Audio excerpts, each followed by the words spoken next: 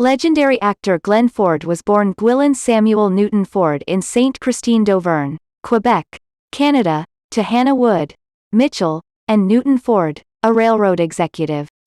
His family moved to Santa Monica, California when he was 8 years old. His acting career began with plays at high school, followed by acting in West Coast, a traveling theater company. Ford was discovered in 1939 by Tom Moore, a talent scout for 20th Century Fox. He subsequently signed a contract with Columbia Pictures the same year.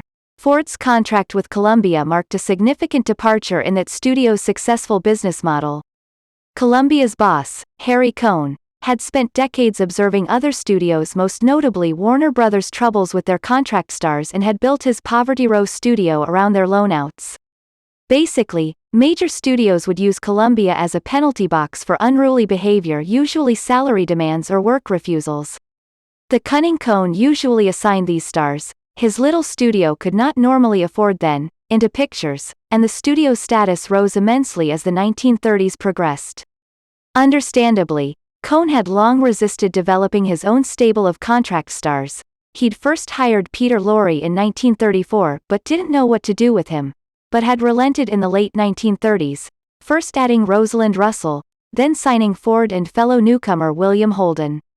Cohn reasoned that the two prospects could be used interchangeably, should one become troublesome. Although often competing for the same parts, Ford and Holden became good friends. Their careers would roughly parallel each other through the 1940s, until Holden became a superstar through his remarkable association with director Billy Wilder in the 1950s. Ford made his official debut in Fox's Heaven with a Barbed Wire Fence, 1939.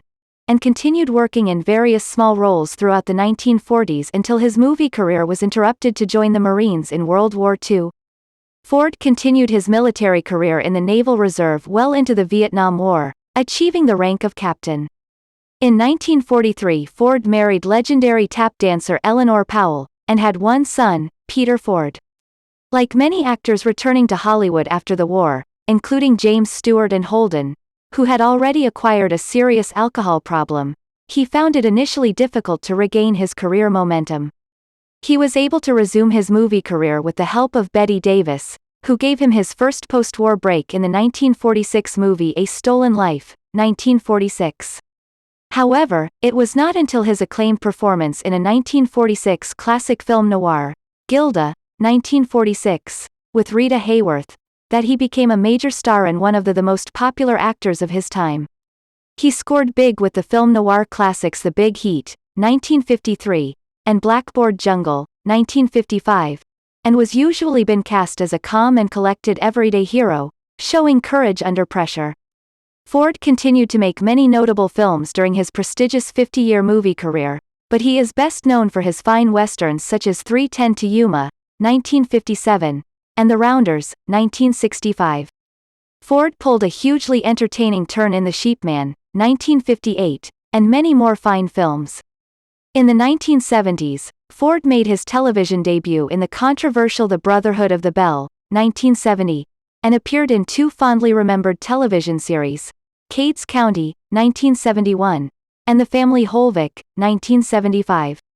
During the 1980s and 1990s, Ford limited his appearance to documentaries and occasional films, including a nice cameo in Superman, 1978. Glenn Ford is remembered fondly by his fans for his more than 100 excellent films and his charismatic silver screen presence.